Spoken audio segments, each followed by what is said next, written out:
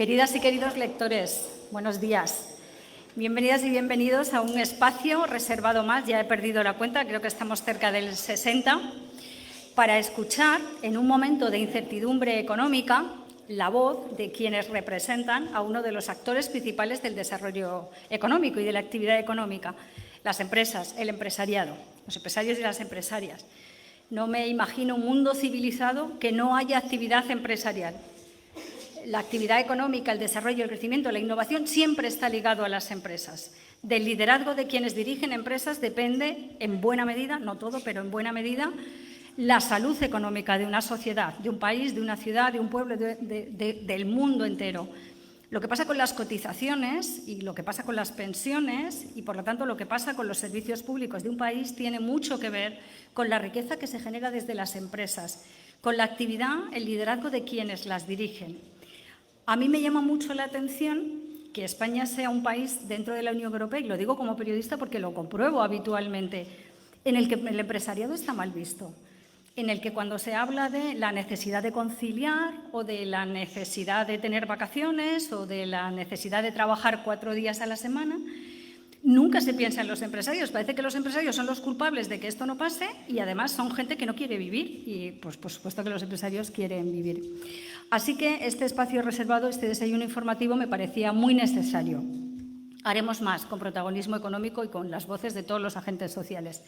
Pero hemos querido cerrar el año, este año tan complicado, que aventura un escenario también complicado y de incertidumbres con la participación y la voz de los empresarios. Ellos han decidido que el título de su conferencia, de su ponencia compartida hoy, sea Falsas verdades que ponen al empresario en la diana de la crítica social. Ya sabéis, les conocéis todos, nos acompañan el presidente de FEDETO, Javier de Antonio, buenos días, y el secretario general, Manuel Madruga, también buenos días.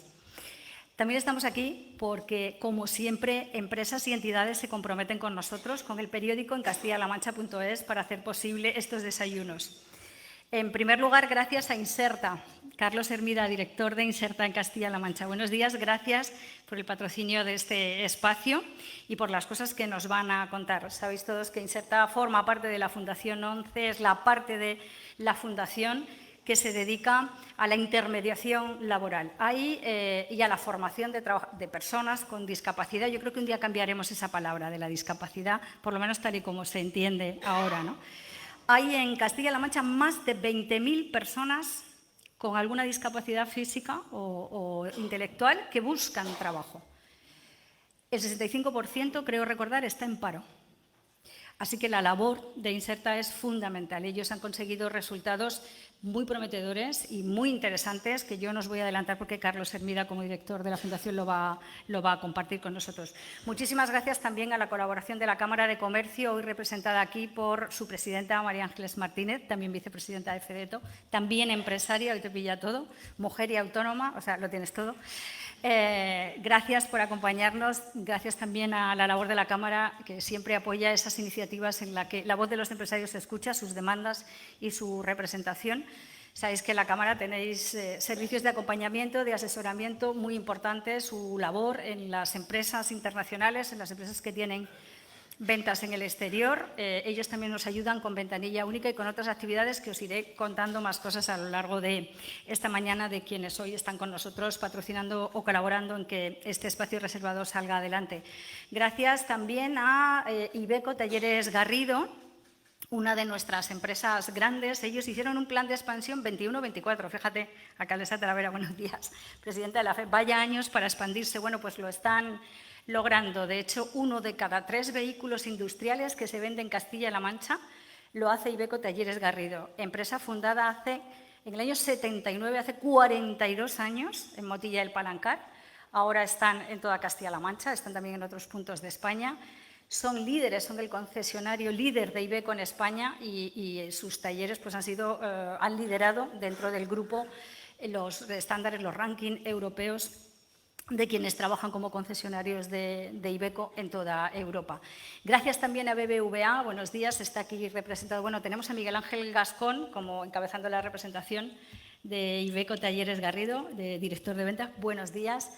De BBVA tenemos a Manuel Santa Cruz, que es el director de banca comercial en Toledo Y bueno, pues también me han pedido que os mande un mensaje de disponibilidad de BBVA en la provincia de Toledo, de agradecimiento a los muchos empresarios y empresarias que trabajáis con ellos y que os transmita en su nombre que están para ayudaros a despejar incógnitas en este escenario de incertidumbre económica, muy especialmente en todo lo relacionado con los fondos Next Generation, con la transformación digital, para asesorar, para formar y, por supuesto, también para aportar financiación al empresariado toledano, del que tienen una magnífica opinión, porque en ese objetivo que el banco cree que hay que trabajar con las empresas hacia una sociedad más sostenible y una sociedad más inclusiva, ellos dicen que su experiencia en Toledo y en Castilla-La Mancha es que el empresariado regional y el empresariado provincial está bastante concienciado para formar parte de esos objetivos generales que son de la sociedad.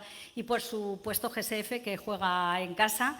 Buenos días, también aseguradora, creada en Toledo, pero que trabaja en toda España, que tiene presencia en Toledo y en Castilla-La Mancha, que tiene en su cartera de clientes algunos de los principales negocios de la provincia y de la región. También es broker de la Junta de Comunidades, asociada con AON, uno de los mayores brokers del mundo, y que lo ha conseguido porque se ocupa y se preocupa mucho de formar a sus trabajadores, a su plantilla, para que ofrezcan un asesoramiento riguroso y adecuado, especialmente en las peritaciones, que es algo que nos preocupa mucho cuando llegan los seguros.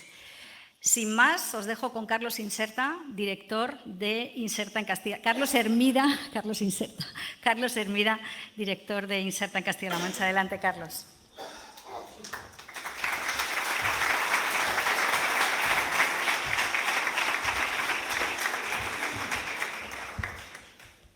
Muy buenos días. Muchísimas gracias, Mar, a ti y a tu equipo por darnos la oportunidad de, en este acto, poder hablar sobre cosas tan importantes que tienen que ver con el tejido empresarial y, en este caso, con el empleo y la formación para personas con discapacidad. Muchísimas gracias a la Administración Pública, que a lo largo y ancho de la región de Castilla-La Mancha durante estos últimos meses hemos venido trabajando con muchas administraciones locales que hoy estáis aquí. Muchísimas gracias al tejido empresarial, a las federaciones empresariales que estáis hoy aquí, a todas las empresas patrocinadoras y que vais a participar en este encuentro, con la que también hemos tenido durante estos meses muchísimo contacto para trasladaros el modelo de Inserta, ¿no? Como conocéis, y si no conocéis todos los asistentes aquí presentes, Fundación 11 Inserta. Inserta Empleo es la entidad de empleo y formación de la Fundación 11, pero todo, viene y tiene un porqué, ¿no? Fundación 11 se crea hace más de 30 años gracias a su fundador, la ONCE, que nace ayer, celebrábamos el 84 aniversario. El Grupo Social 11, ahora mismo podemos decir que es el mayor empleador de personas con discapacidad a nivel mundial. Como decía Mar, hay muchos factores implicados hoy aquí, porque hay mucho que hacer. Todavía 1 de cada 4 personas con discapacidad solo tienen un empleo. Hay mucho camino que hacer, ¿no? Y gracias a las empresas, a las administraciones, estos datos se van revirtiendo. A nivel nacional, el Grupo Social 11 es el 4º empleador de este país. Poseemos 73.000 personas. De esas 73.000 personas que terminarán este 2022, estaremos rozándolo. El 58% de la plantilla tenemos algún tipo de discapacidad. Las personas con discapacidad no somos ni superhéroes, ni somos de cristal. Somos personas totalmente normales, que tenemos talento y que muchas empresas, gracias a esta labor que realizamos de sensibilización y de que, gracias a que la sociedad está comprometida también, que vamos avanzando poco a poco en ello, pues esto se va normalizando. Gracias también por acompañarnos en este viaje a nuestros compañeros de ONCE, a su delegado y al presidente que están hoy aquí con nosotros, y sobre todo también al representante, al gerente del CERMI de Castilla-La Mancha, que representa a todas las personas con discapacidad. Un poco por poner antecedentes antes y rápidamente, porque no me quiero extender mucho, porque los importantes hoy aquí es el tejido empresarial. Quisiera hablar un poco de la labor que nosotros hacemos y de los datos que manejamos, ¿no? Actualmente somos la plataforma de empleo más importante del país en términos de discapacidad. Más de 300.000 personas están registradas en nuestra base de datos. En Castilla-La Mancha hablamos de una base de datos de 20.000 personas con discapacidad, todo tipo de discapacidades. Y más o menos inserta lo que mueve, y no es poco, sino que lo decimos con mucho orgullo, intermediamos con las empresas y las administraciones en torno a 1.000 contratos laborales de personas con discapacidad. Actualmente en el Grupo Social ONCE, tanto en ONCE como en Ilunion, que conoceréis que es el grupo empresarial de la ONCE, que como hay aquí representación del tejido empresarial, nos permitimos decir que el Grupo Social ONCE tiene una amplia gama de servicios y de divisiones en Ilunion. Estamos rondando casi las 3.000 personas con discapacidad en el grupo en Castilla-La Mancha. Inserta Empleo, como bien decía Mar, cuenta con los servicios de orientación, formación para el empleo y de intermediación laboral. Y dentro de esos servicios, que están cofinanciados por el Fondo Social Europeo y por nuestro socio fundador, la ONCE, con el 3% de las ventas de los productos de juego que, como conocéis, nuestros más de 19.000 centinelas de la ilusión reparten por todas las calles de este país. La labor de Inserta que revierte en la sociedad puede ser posible, ¿no? El Fondo Social Europeo, estamos ejecutando 2 programas operativos, que es el de empleo juvenil y el de economía social, que tienen las 3 patas fundamentales, y dentro de esos programas operativos trabajamos en la orientación laboral con todo tipo de discapacidades, con colectivos muy de difícil inserción, como un proyecto que hace muy poco vio la luz en 2017 y que tiene resultados muy esperanzadores, que es el de mujeres víctimas de violencia de género con discapacidad. Si ya las personas con discapacidad, que es el 25% de la población la que tiene empleo con discapacidad, y en torno al 64% de la población general está empleada, hay una diferencia abismal, pues imaginaos una mujer, por condición de mujer y por ser víctima de violencia de género. Actualmente en Castilla-La Mancha hemos atendido, desde que comenzó este proyecto, a más de 400 mujeres. Tenemos también servicios, como comentaba, en el programa de empleo juvenil para jóvenes. Hay un alto porcentaje de jóvenes con discapacidad que tienen discapacidades intelectuales o psicosociales, y eso es un colectivo muy vulnerable que trabajamos a través también de empleo con apoyo. Trabajamos también en materia de emprendimiento, trabajamos con esas personas, muchas personas que adquieren una discapacidad o una incapacidad, que estaban trabajando en alguna cosa y tienen que hacer un cambio a su vida y formarse en este tipo de materias, y les ayudamos a desarrollar el negocio.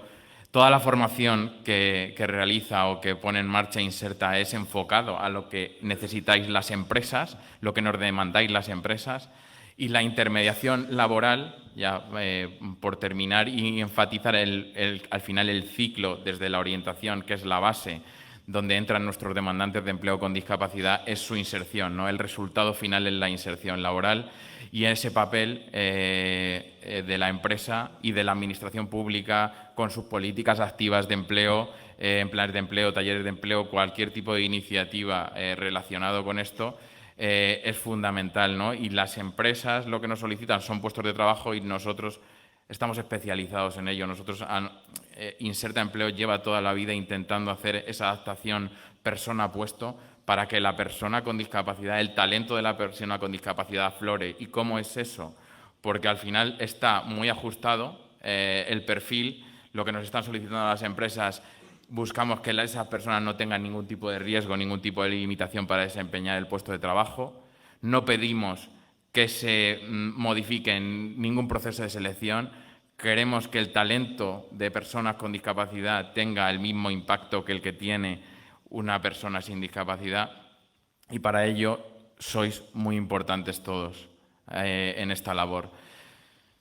Hoy también, antes de finalizar esta intervención, me gustaría acordarme de la campaña que lanzamos desde el Grupo Social 11 hace muy pocos días, que dice lo siguiente, y es: somos la generación más inclusiva de la historia.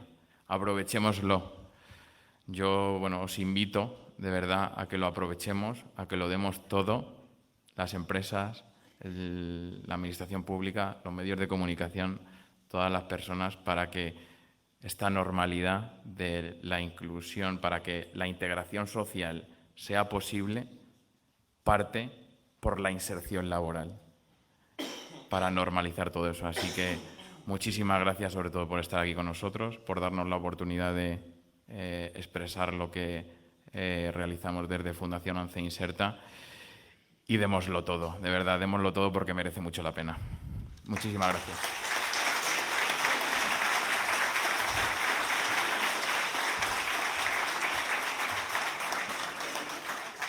Muchas gracias, Carlos Hermida. Estoy muy de acuerdo con todo lo que ha dicho Carlos, menos con una cosa, que ha dicho que los que van a hablar ahora son más importantes.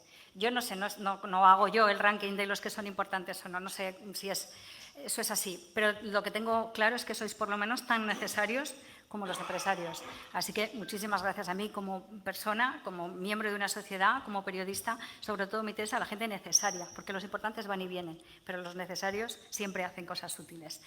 Hace, creo, Carlos Javier Hernández, delegado de ONCE en Castilla-La Mancha, José Martínez, presidente de ONCE en Castilla-La Mancha, creo que ayer hacía 84 años desde que un grupo de personas ciegas decidieran salir de la mendicidad y tener una vida digna a través del trabajo. Había nacido la ONCE 84 años después, el mayor empleador en el mundo de personas con discapacidad. Cualquier estudio en la Unión Europea dice que las empresas que cuentan con personas con discapacidad en su plantilla obtienen más rendimiento y obtienen mejores resultados. Y ya sabéis que organizaciones como Inserta, muy específicamente Inserta, se encargan además de formar y preparar a cualquiera de estas personas para los puestos de trabajo que podamos demandar en nuestras empresas.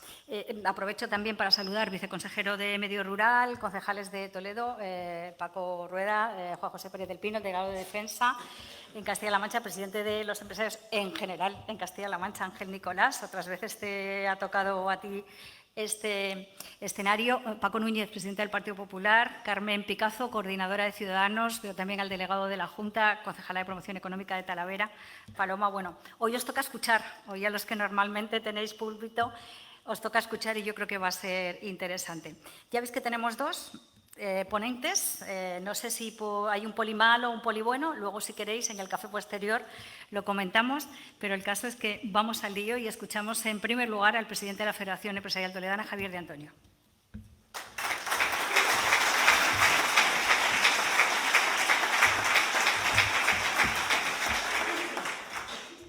Que quede claro que eres el malo, ¿eh? Bueno, Manolo, perdóname. Buenos días a todos. La verdad es que Mar me ha robado un poco el introito, que no estaba preparado en absoluto, pero yo coincido con ella, Carlos. Es verdad que has hecho mención a que nosotros somos los importantes y yo estoy por decirte que vosotros tan importante o más como nosotros. De hecho, yo tengo el orgullo de tener entre mis trabajadores a una persona que vino a través de Inserta. Y de hecho, la alcaldesa lo conoce bien. Tengo a Gala, se ha convertido en una enseña de mi negocio, por su simpatía, por su rapidez, por su disciplina, por su empeño en realizar la labor todos los días. Con lo cual, Carlos, en mi propia experiencia, ya te lo digo, muchas gracias y tendrás siempre de tu lado a la Federación para cualquier cosa que necesitemos. ¿De acuerdo?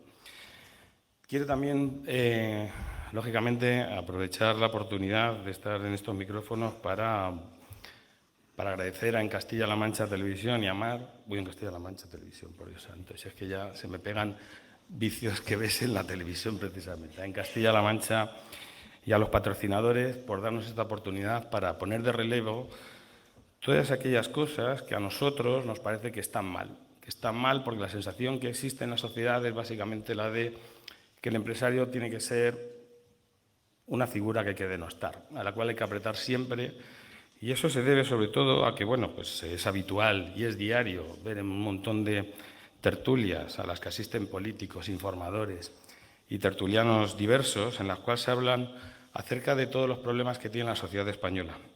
Y aquí, precisamente, es donde a veces parte de esos debates se empeñan en señalarlos como culpables de estos mismos problemas. Así que está muy bien que se nos dé esta oportunidad para poder darnos a conocer esto, que por otra parte es una sensación que nosotros a través de la Federación siempre hemos recogido con todos los empresarios de los que hablamos, en nuestro propio comité, que es básicamente cada vez que nos reunimos siempre hacemos mención a la misma. Así que de verdad muchas gracias por esto. Estas falsas verdades que nos colocan en la diana de la crítica social en realidad no se corresponden con la realidad. Y no se corresponden con la realidad porque la realidad es terca en sí, por más que haya personas que se quieran empeñar en retorcerla. La realidad es la que es y hay que verla tal cual es. Pero para eso se nos tiene que escuchar principalmente, que nosotros decimos la verdad, porque trabajamos con datos básicamente objetivos. Esto es lo que desde hace 45 años venimos haciendo desde FEDETO y lo que nos permite hablar con objetividad y sin ningún tipo de sentir político o partidista. Me gustaría que esto además quedase claro desde el principio de esta introducción, porque vamos a hablar de temas respecto a los que los empresarios opinan de la misma manera, todos absolutamente, con independencia precisamente de su ideología política o sesgo ideológico. FEDETO es una organización abierta en la que caben todo tipo de sensibilidades, pero con un solo objetivo: defender siempre los derechos y los intereses de los empresarios. Y de esto se ha hecho, y pueden dar cuenta de ello los distintos representantes de las administraciones que aquí se encuentran, se ha hecho siempre con la más absoluta lealtad hacia los ciudadanos, hacia la Administración y, sobre todo, hacia nuestros empresarios, porque nunca hemos abandonado estos principios. Pero en realidad, la realidad es que en España mucho de aquello que nos dicen y que constituye una manipulación de la verdad hace que al final se confundan los síntomas en realidad con lo que es el problema de base. Por ejemplo, y cito algunas de las cosas que yo creo que pueden estar en mente de todos: que los empresarios no queremos contratar y que no queremos subir los salarios. En absoluto eso es cierto. Yo de verdad es que me gustaría saber, y no conozco un solo empresario que teniendo necesidad de crear puestos de empleo no lo haga. Y en cualquier caso, si eso no se produce, será porque sus números no se lo permitan. Porque es que hay que hablar de números y a veces resulta que cuando uno se enfrenta a la mesa del diálogo social, eso es lo que precisamente están en la mesa, números, tanto de una parte como de la otra, pero se nos tiene que escuchar y se nos tiene que escuchar con mucha atención. Por otra parte, que no queremos subir los salarios, pues la verdad es que la cuestión es hasta dónde hay que subirlos, ¿de acuerdo? Porque nosotros en ningún caso hemos dicho que no se tengan que subir. Lo que no puede ser es que solo valga lo que diga una de las partes. Pero os puedo asegurar que por la parte empresarial nunca se ha dicho que no se vaya a subir. Y creo que de eso, si se recurre a las hemerotecas, se podrá ver claramente cuál es el asunto.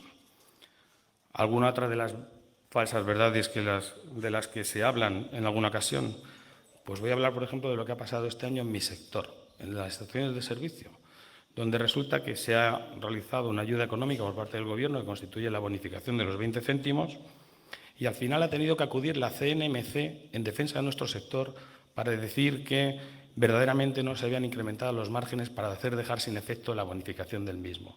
Pero hemos tenido que sufrir los embates de los medios de comunicación en muchas ocasiones y de la opinión pública.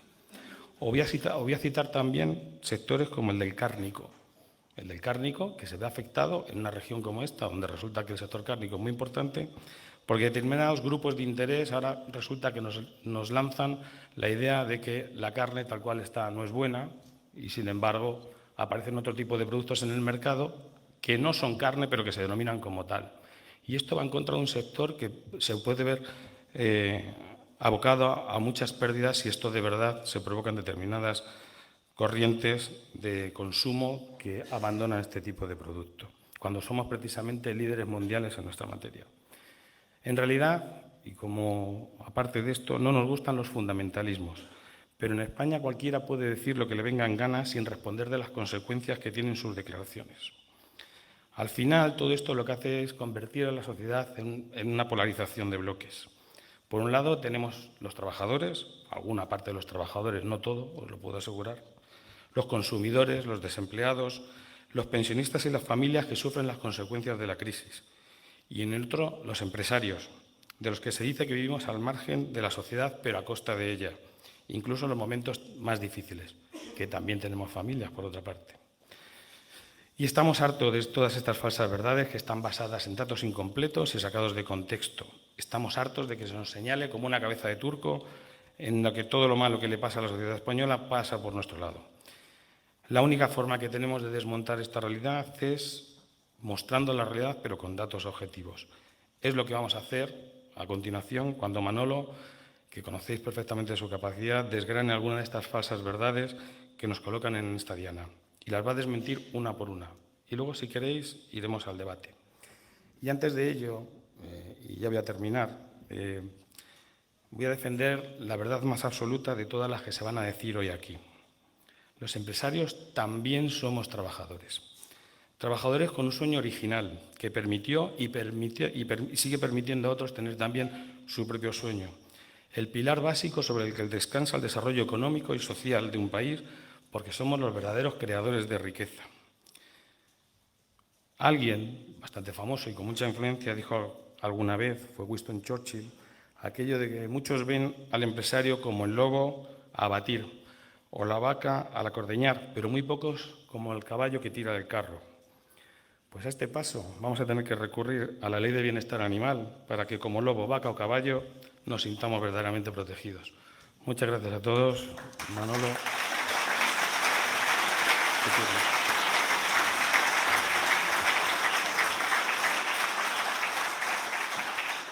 Gracias. Escuchamos enseguida a Madruga. Simplemente os recuerdo que, como ha dicho el presidente, luego habrá debates y habrá preguntas.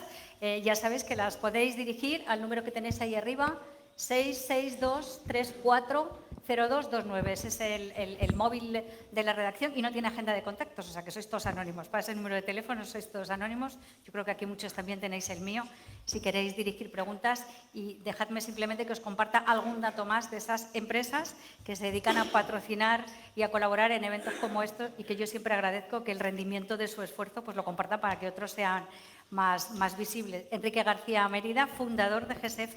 Una cosa que no he dicho antes, entre otras colaboraciones destacadas, tu empresa GSF colabora con Fedeto y, por cierto, estáis trabajando y adelantando productos en temas tan graves y tan desconocidos como los seguros para los ciberriesgos y la ciberseguridad, que no somos conscientes de los peligros que entraña. Talleres Ibeco, 150, 160 trabajadores ya en Castilla-La Mancha, 7 centros en 3 provincias de Castilla-La Mancha, más Alicante, y expansión de crecimiento. Acabáis de inaugurar en Toledo unas instalaciones maravillosas. De la Cámara, ¿qué podemos decir también? Algo que a lo mejor mucha gente conoce o muchos empresarios no conocen, servicio de mediación y arbitraje. Muchos conflictos pueden evitar la fase más traumática de un pleito acudiendo a la Cámara. Y también en nombre de BBVA compartiros que su espíritu es el de ser sensibilizadores, además de financiadores de la actividad empresarial, ser sensibilizadores en la actividad empresarial y ayudar también a la formación de las empresas y los empresarios para afrontar los muchos retos de hoy. En fin, Manolo, yo no he sido quien te ha presentado como el polimalo, ya veremos al final, pero adelante, te escuchamos. Gracias. Muchas gracias. Muy buenos días a todos y efectivamente, pues vamos a hablar de las falsas verdades que colocan al empresario en la diana de la crítica social. Y yo no sé lo que pensarán ustedes, pero en mi opinión la falsa verdad es la peor clase de mentira que existe, porque emplea hechos y datos reales, pero para ofrecer a la sociedad conclusiones falsas, aunque aparentemente irrefutables. Y el problema es que a fuerza de repetirse la falsa verdad se institucionaliza y que si nadie la desmiente, la sociedad deja de creer en la realidad que tiene delante de los ojos y solo va a creer en lo que la falsa verdad institucional le repita una y otra vez de forma permanente y de forma constante. Y el caso es que las falsas verdades acerca de los empresarios han calado ya desde hace años, décadas diría yo, pero sobre todo en los 12 últimos años, en una parte muy importante de la sociedad que no acierta a comprender el motivo de por qué ha sufrido las consecuencias económicas de una crisis financiera, las consecuencias económicas de una pandemia y por qué sufre ahora las consecuencias económicas de la inflación. Y una sociedad que no entiende por qué sufre por todas estas cosas busca respuestas porque necesita encontrar a los culpables de lo que le pasa. Y sin duda una parte muy importante de esa sociedad está culpando a los empresarios de lo que le pasa, porque los mensajes que recibe acerca de los empresarios son mensajes muy negativos. Son mensajes que aparentemente son muy lógicos, pero sobre todo son mensajes que están muy bien dirigidos por parte de aquellos que tratan de manipular a la sociedad para desviar su atención de la realidad. Así que por todos estos motivos aceptamos la invitación de Mar de venir a hablar de las falsas verdades para desmentirlas y hacerlo de una manera que va a ser muy sencilla, pero ya les adelanto que también va a ser un poco tediosa porque vamos a emplear la realidad y los datos objetivos, ya que van a ser la realidad y los datos objetivos los que pongan en evidencia precisamente aquellos que tratan de manipular a la sociedad mintiendo con el único objetivo de colocar al empresario en el centro de la diana de la crítica social. Y como primer ejemplo de falsa verdad podemos citar aquella que señala al empresario de alguna manera como principal beneficiario de la inflación, gracias al cual de alguna manera se enriquece de una manera doble, por un lado a costa de los consumidores subiendo los precios y por otro lado a costa de los trabajadores no subiendo los salarios, lo mismo que suba el IPC real. Y la realidad desmiente la falsa verdad de que el empresario se está beneficiando de los consumidores subiendo los precios, mostrando que como consecuencia de los altos costes de la energía y de la materia prima, lo único que le está pasando al empresario es que está asumiendo un brutal coste de producción que, sin embargo, no puede repercutir íntegramente en el mercado. Y el problema de todo esto es que, al final, tal y como nos dicen los propios empresarios, están trabajando mucho, pero precisamente cada vez para ganar menos.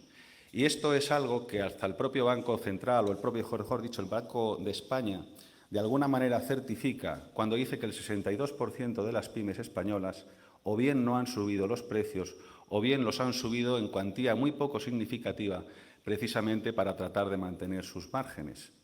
Y esto es algo que la verdad preocupa porque el otro 38% que sí que ha podido subir los precios lo ha hecho, sin embargo, de una manera significativa, pero quizá insuficiente precisamente para poder mantener esos mismos márgenes. Y la propia realidad desmiente también la falsa verdad de que los empresarios se estén beneficiando de la inflación a costa de los trabajadores, no subiendo los salarios lo mismo que suba el IPC real. Como consecuencia precisamente de este mismo argumento que yo acabo de expresar, relativo al brutal incremento de costes de producción, pero también como consecuencia de que el empresario es el responsable de abonar el salario a 17 millones de personas que en este país producen en términos de Producto Interior Bruto. Y que si el empresario decidiera colectivamente a nivel nacional en COE o a nivel regional en CECAN o a nivel provincial en FEDETO subir los salarios de los convenios colectivos lo mismo que suba el IPC real, lo que estaría siendo es directamente responsable de que la economía española cayera en una inflación de segunda vuelta o de segunda ronda, es decir, en una espiral de retroalimentación de la inflación, donde si los salarios suben lo mismo que los precios, vuelven a subir los costes de producción, con ellos los precios y finalmente nuevamente los salarios. Una de las características que tienen las falsas verdades es que tratan de sostenerse a costa de lo que sea y que no utilizan o no dejan de utilizar cualquier medio que esté a su alcance para poder conseguirlo. Y por eso desde hace semanas los sindicatos se andan manifestando delante de las organizaciones empresariales de toda España para demandar que los convenios colectivos establezcan cláusulas de revisión salarial conforme a que los salarios de los convenios a final de año suban exactamente lo mismo que el IPC real. Y lo que los empresarios no entendemos es el motivo de por qué los sindicatos no se manifiestan delante de la sede del Ministerio de Hacienda, que es el único que verdaderamente es el principal beneficiario de la inflación a costa de los trabajadores españoles, a costa de los consumidores y de las familias españolas y a costa, sin duda, también de las empresas españolas. Porque a estas alturas de la película yo creo que a nadie se le escapa ya que cuanto más suben los precios, más recauda el Estado. Y que si comparamos en términos relativos el año 2022 con el año 2019, previo a la pandemia, el Estado en términos interanuales ya ha recaudado un 27,7% más. De manera que con unos datos muy sencillos, pero muy reales, acabamos de demostrar que el principal beneficiario de la inflación no es el empresario, sino que lo es el Estado, un Estado que cada vez es más rico, mientras que las empresas, los trabajadores, los consumidores y las familias cada vez somos más pobres. Lo que pasa es que cuando los empresarios decimos estas cosas, la falsa verdad suele reaccionar de una manera muy rápida y normalmente suele hacerlo con un argumento que en primera instancia es muy emotivo. Y entonces nos viene a decir que es socialmente justo subir los impuestos a las empresas porque es necesario para mantener el estado del bienestar. Y que es socialmente injusto que las empresas demanden bajadas de impuestos, porque si los impuestos se bajaran, se resentiría la sanidad, la educación, las pensiones y todo el sistema de prestaciones sociales. Sin embargo, lo que la realidad pone delante de nuestros ojos es que no es en absoluto necesario subir los impuestos para poder mantener el estado del bienestar. Porque si el gasto público en España está desbocado, no es como consecuencia del estado del bienestar, sino que es como consecuencia del bienestar del Estado. Y yo ahora les voy a ofrecer unos datos que la falsa verdad trata de desmentir, yo creo que en este caso para colocar en la picota del escarnio moral a los economistas que se han atrevido a hacerlos públicos. Y los datos son que la eficiencia del gasto público español es un 14% inferior a la media de los países de la OCDE. Y esto es un dato irrefutable, neutral de la propia OCDE, en el que los economistas no han intervenido absolutamente para nada. Los economistas lo más que han hecho ha sido cifrar esa ineficiencia del gasto público en más o menos 60.000 millones de euros. Pero podamos estar o no de acuerdo con ese dato, que en mi opinión todavía no es un dato realmente objetivo, pero lo que la falsa verdad nunca puede quitar de nuestros ojos es lo que la realidad pone. Y es que las cuentas del Estado determinan que en el año 2021 el gasto público español ascendió a un 50,6% del Producto Interior Bruto, determinando, por lo tanto, un déficit del 6,87%, porque con todo lo que se nos detrae en impuestos y en cotizaciones sociales no da para pagar ese gasto público. Y como consecuencia de esto nos tenemos que endeudar y por eso nuestra deuda pública es 117% del Producto Interior Bruto, que como todos ustedes saben es 1,5 billones con B de euros. Y para que nos hagamos una idea de lo que esto significa, tener un gasto ineficiente de 60.000 millones de euros equivale a lo que se recauda por IVA en todo un año. Tener una deuda pública de 1,5 billones de euros es lo que recauda toda la agencia tributaria en 7 años. Y tener que pagar unos intereses por esa deuda de 33.000 millones de euros equivale al 30% de lo que se recauda por IRPF en todo un año.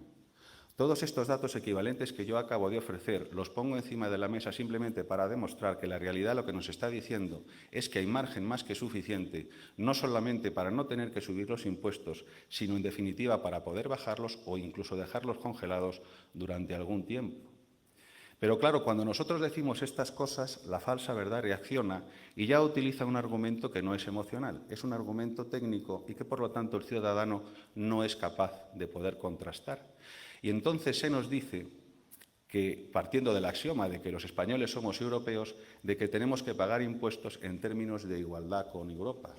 Y por eso se maneja un estudio que dice que la presión fiscal en España es del 37,5% del Producto Interior Bruto, mientras que la presión fiscal en Europa es del 45%. Sin embargo, como se pilla antes a un mentiroso que a un cojo, con datos Eurostat a 31 de octubre del año 2022, vemos que la presión fiscal española no es del 37,5, sino que es del 39. Y que miren ustedes por dónde la presión fiscal en Europa no es del 45, sino que es del 41,7%. Pero lo que los empresarios no entendemos es el motivo de por qué tercamente los españoles pretendemos compararnos en Europa solamente en términos fiscales y que no lo hagamos en otros términos que serían, desde luego, más convenientes. Porque si nos comparáramos con Europa en términos fiscales, veríamos que nuestras condiciones socioeconómicas, para empezar, nada tienen que ver con las condiciones socioeconómicas medias que tiene Europa. Tenemos una economía sumergida que supone para nosotros el 22% del Producto Interior Bruto. Tenemos una tasa de paro que con el 12,6% es justo el doble que la tasa de paro de Europa. Y tenemos al final una disminuida renta per cápita que, siendo generosos, asciende a 25.500 euros al año y que, sin embargo, es un 20% inferior a la de Europa. El problema de compararnos fiscalmente en términos de igualdad con Europa es que todos estos datos que yo acabo de ofrecer en relación a la economía sumergida, en relación a la renta per cápita, a la tasa de paro, al final hay quien dice que la culpa de esto la tienen los propios empresarios, cosa que en cualquier caso es sorprendente, ¿no? Pero lo que desde luego la falsa verdad no puede hacer es apartar nuestros ojos de un dato muy real, y el dato real es que el gasto público en España ha crecido en los últimos 6 o 7, 8 años en torno al 20%, propiciando que nuestra presión fiscal creciera un 4%, mientras que nuestra renta per cápita caía un 4%. Y esto sí que es injusto desde el punto de vista social, y a esto es a lo que nos oponemos los empresarios precisamente en base a un estricto principio de justicia social.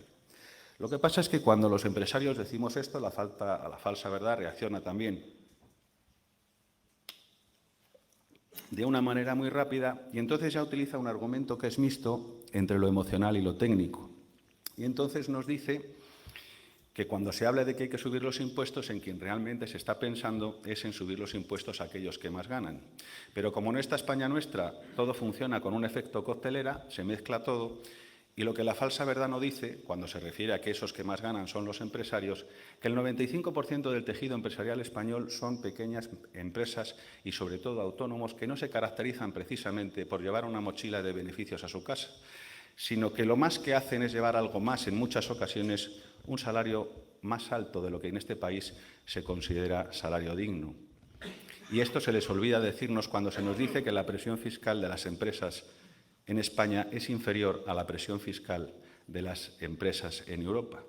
Pero nuevamente, con datos a 31 de octubre del año 2022, se nos demuestra que si unimos lo que se nos detrae en impuesto de sociedades y le sumamos lo que se nos detrae en cotizaciones sociales, lo que aportan las empresas como presión fiscal es un 10,7%, mientras que las empresas en Europa ni siquiera se acercan al 10%. Pero fíjense que es muy curioso que ahora la falsa verdad va a reaccionar de una manera un tanto virulenta y entonces va a tratar de tirar todos estos argumentos que yo acabo de poner encima de la mesa sobre nuestra cara y nos va a decir, aceptando precisamente nuestros argumentos, que aunque se pueda aceptar que la presión fiscal española y europea, punto arriba, punto abajo, pueden ser equivalentes, lo cierto es que lo que aportan las empresas españolas al total de ingresos del Estado es inferior a lo que aportan las empresas europeas. Y aquí es cuando os podéis agarrar a la silla porque se nos dice que eso es por culpa del empresario, dado que es el empresario el culpable de que exista economía sumergida, olvidando que el principal damnificado de la economía sumergida precisamente es el empresario, porque quien compite sumergido no tiene que pagar la brutalidad de impuestos y cotizaciones sociales que tiene que pagar un empresario. Y sobre todo porque los datos objetivos, además, miren ustedes por dónde, también a 31 de octubre del año 2022, nos dice precisamente que lo que aportan las empresas españolas al total de ingresos del Estado es 31,9%, mientras que las empresas europeas apenas llega al 27%. Antes de referirme a las falsas verdades que tienen que ver con los empresarios y que tienen que ver con la seguridad social, que no son pocas, me gustaría llegar a 3 conclusiones y de lo que se trata es de comparar a los empresarios en términos de realidad fiscal con el resto de Europa. La primera conclusión ya la he dicho, si de lo que se trata es de compararnos con Europa en términos fiscales, hay margen suficiente para bajar los impuestos a los españoles siempre y cuando se gestionara de forma eficiente el gasto público. La segunda conclusión, que no es menos importante que la primera, consiste en que si de lo que se trata es de compararnos en términos de igualdad fiscal con Europa, por ejemplo con Alemania, y precisamente Alemania lo está pasando francamente mal en estos momentos, vemos que las saneadas cuentas públicas alemanas permiten a Alemania bajar los impuestos a los alemanes y diseñar paquetes de ayudas cifrados en 200.000 millones de euros para ayudar a las empresas y a las familias alemanas a soportar esta dura crisis inflacionista que procede de los altos precios de la energía. Mientras que las desastrosas cuentas públicas españolas nos llevan a los españoles ¿a qué? A hacer lo de siempre, a subir los impuestos, a no eliminar determinadas figuras impositivas que suponen dobles imposiciones, a inventarnos nuevas figuras impositivas y, sobre todo, a no ser capaces de poder diseñar ayudas verdaderamente eficaces para las empresas y las familias porque no tenemos con qué hacerlo. Y aun cuando ahora existe el firme compromiso por parte de las comunidades autónomas, entre otras la nuestra, de que van a bajar determinados impuestos, y yo eso me lo creo a pie juntillas, también sabemos que existe el firme compromiso del Estado de subirlos por otra parte, porque en esta España nuestra ya sabemos lo que pasa con los impuestos, que se crean pero no se destruyen, sino que simplemente se transforman. Y la tercera conclusión, que desde luego no es en absoluto menos importante que las dos anteriores, es que si de lo que se trata es de compararnos en términos fiscal con Europa, el empresario en España, a diferencia de lo que sucede en Europa, es considerado sospechoso habitual de fraude fiscal. Y esto es lo que ha legitimado, de alguna manera, que el legislador tributario utilice todos los medios a su alcance, incluido el abuso de poder, y subrayo, incluido el abuso de poder, para acogotar al empresario y que encima esto la sociedad lo vea bien como consecuencia de que piensa que en el origen de todos los males socioeconómicos y sociolaborales de España está el empresario porque así se lo ha vendido la falsa verdad. Miren, el problema, o para poder explicarles bien a qué me refiero con abuso de poder por parte del legislador tributario español, primero tengo que hacer un pequeño paréntesis para recordar, y a mí no me gusta citar aquí artículos porque parece muy pedante, pero para que vean que es cierto, que el Código Civil dice que el desconocimiento del derecho no exime de su cumplimiento. Y esto, cuando yo estudiaba, y creo que ahora viene a significar más o menos lo mismo, significa dos cosas. La primera es que nosotros no nos podemos defender de una sanción apelando a que desconocíamos que la norma decía tal o cual cosa. Pero también significaba que implícitamente el Código Civil está ordenando al legislador que escriba la norma de manera que pueda ser entendible. Porque si la norma no es entendible, no se puede conocer, entonces eso de que el desconocimiento del derecho no exime de su cumplimiento sería una chorrada. Sin embargo, las normas tributarias en España no las conoce bien el ciudadano medio y en muchas ocasiones tampoco las conoce bien el propio funcionario que las tiene que aplicar. Y esto no es una opinión subjetiva de los empresarios. Esto se extrae de los datos objetivos del propio Ministerio de Hacienda, que nos dice que todos los años la agencia tributaria, de alguna manera, tiene que editar manuales prácticos para que podamos saber cómo aplicar los impuestos. No conforme con esto, ya saben que el del IVA tiene más de 300 páginas, el del impuesto de sociedades me parece que más de 700 y el del IRPF más de 1.500. Pero no conforme con eso, los datos objetivos del propio Ministerio de Hacienda dice que la agencia tributaria tiene que atender más de 150.000 consultas al año. Y yo no les puedo ofrecer hoy los datos de las consultas que responden todas las organizaciones empresariales de España o de los gestores privados o de los abogados, pero allí ya se multiplicarían por millones. Y el problema ya no está en que no lo entienda el ciudadano medio o que no lo entienda el funcionario que lo tiene que aplicar, es que no lo entiende ni la madre que lo parió, porque luego vienen los dichosos criterios interpretativos de la agencia tributaria, que cuando lance la norma tributaria dicen una cosa y 4 años después la contraria. Y de una manera completamente abusiva nos practicamos una autoliquidación hoy y 4 años después cambia el criterio y se nos sanciona. ¿Y a qué me refiero con abusos de poder? Pues miren, si yo acabo de explicar en base a datos objetivos del Ministerio de Hacienda que no hay Dios que entienda el derecho tributario, lo lógico y lo justo sería pensar que la agencia tributaria, a la hora de aplicar esa normativa a los empresarios, lo hiciera respetando escrupulosamente el principio o el derecho de presunción de inocencia y los criterios jurisprudenciales del Tribunal de Justicia Europeo, que dice que en los procedimientos administrativos sancionadores el único que tiene que probar algo es la Administración, que la empresa no tiene que demostrar nada y, sobre todo, que no se puede obligar al administrado a colaborar con la Administración si de esa colaboración se desprende al final la sanción para el administrado. Sin embargo, el legislador tributario español ha conseguido que el empresario sea culpable mientras que no demuestre que es inocente, porque con una mera denuncia de la agencia tributaria es bastante. En segundo lugar, nos obligan a colaborar con la agencia tributaria, aunque de eso se desprenda una sanción, y se nos sanciona si no colaboramos. Y esto, francamente, a nosotros nos parece absolutamente injusto, sobre todo si tenemos en cuenta que ahora el legislador tributario también quiere convertir a la agencia tributaria en ese gran ojo que todo lo ve y que va a intervenir sus ordenadores y va a intervenir sus softwares de una forma que es total y absolutamente abusiva en cuanto a lo que sería un abuso de poder. Y miren, yo entiendo que detrás de toda esta parrafada que yo les acabo de soltar está la voracidad canina que tiene el Estado, porque como no puede pagar el gasto público en función de lo que ya nos detrae en impuestos y en cotizaciones sociales, tiene que hacerlo a través de sancionarnos.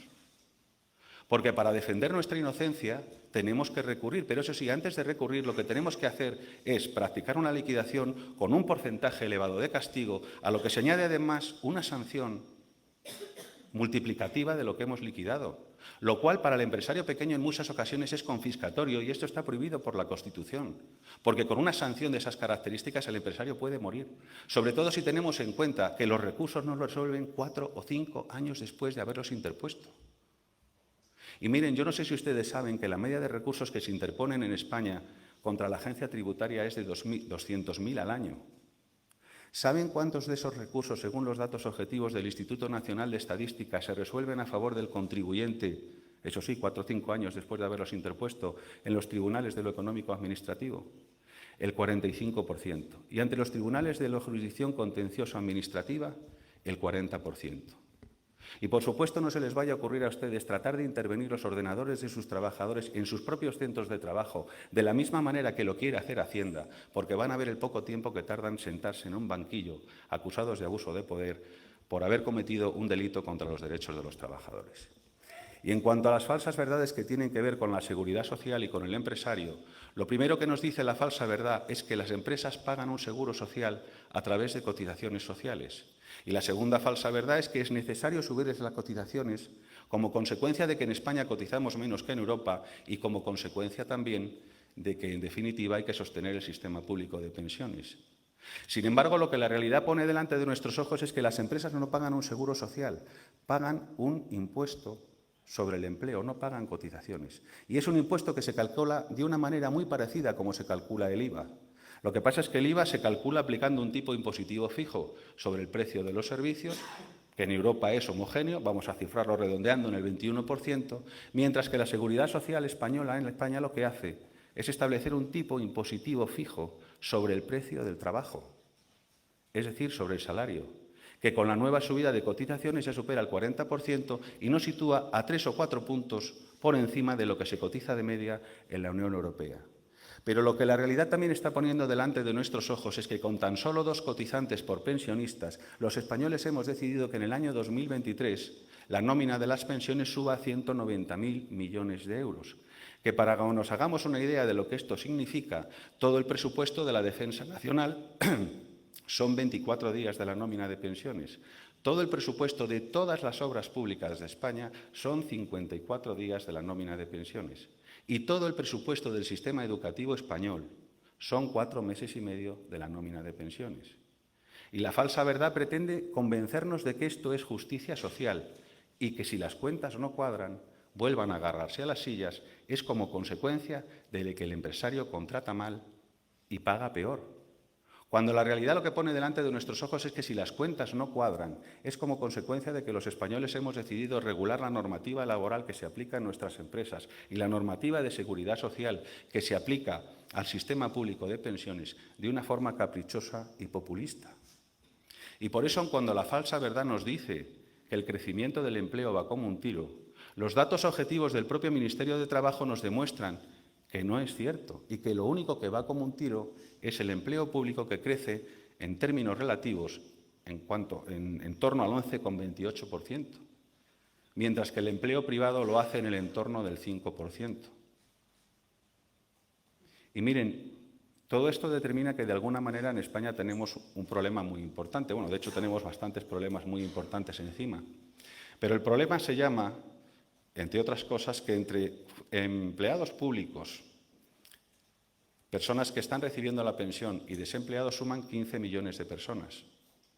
Mientras que las personas que producen en términos de Producto Interior Bruto, los asalariados que están en el régimen general, apenas suman 17 millones de personas. Y el problema consiste en que la forma de contratar laboralmente a esas personas y lo que esas personas ganan no depende, como sugiere la falsa verdad, por supuesto no depende de la voluntad del Estado, pero tampoco depende de la voluntad del empresario. No depende de que el empresario sea más o menos egoísta o más o menos generoso. Depende única y exclusivamente de la coyuntura económica y de la evolución del mercado. Y quizá esto sea lo más importante que yo tenía que decirles hoy y por eso lo voy a repetir. La forma de contratar a los trabajadores, los contratos que empleamos y lo que los trabajadores ganan, no depende de la voluntad del empresario, depende de la coyuntura económica y de la evolución del mercado. Mientras que esos 17 millones de personas pagan en impuestos y en cotizaciones sociales, sí depende de alguien. Depende de la voluntad del Estado relacionada con sus decisiones en relación al gasto público. Por lo tanto, en España yo creo que ha llegado el momento también de que dejemos de compararnos solamente en términos fiscales con Europa y que empecemos a compararnos en términos de competitividad. esos mismos términos que utiliza esa Europa con la que se nos quiere comparar y en los que conseguiríamos además que nuestras empresas fueran de alguna manera competitivas. Porque si no vamos a tener un gasto público que es desproporcionado y que es estructural y que no vamos a poder pagar de ninguna de las maneras. El problema de que tengamos este gasto estructural implica que dentro de la Seguridad Social tenemos un déficit anual de unos 27.000 millones de euros.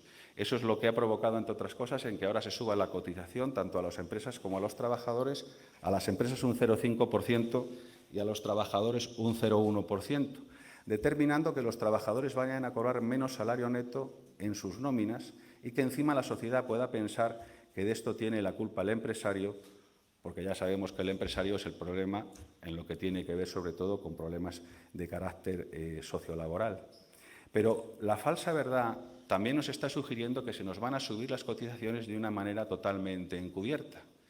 Porque ya saben ustedes que desde hace años, pero particularmente en los últimos meses, se apela a que se tiene que subir el salario mínimo interprofesional, bajo la excusa de que se tiene que ayudar a los trabajadores que menos ganan, algo en lo que en esencia los empresarios estamos totalmente de acuerdo.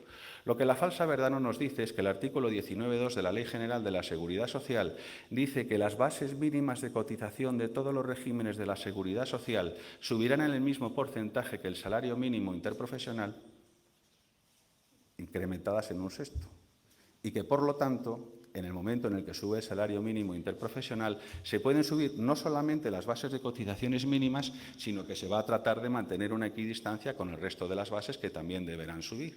Y el problema con el que nos encontramos los empresarios es que luego este argumento se nos pone encima de la mesa de la negociación colectiva porque los sindicatos, aparte de la inflación, quieren que haya una equidistancia entre el salario mínimo y el resto de los salarios de la tabla de convenio. Algo que vemos que en estos momentos el empresario no puede digerir de ninguna de las maneras. Y como nos dice la falsa verdad que nos negamos a negociar la subida del salario mínimo interprofesional, algo que por cierto no es verdad, porque no tenemos nada que negociar los empresarios. Según el artículo 27 del Estatuto de los Trabajadores, nos limitamos a dar nuestra opinión por escrito y nada más. Bueno, pues se nos llama insolidarios.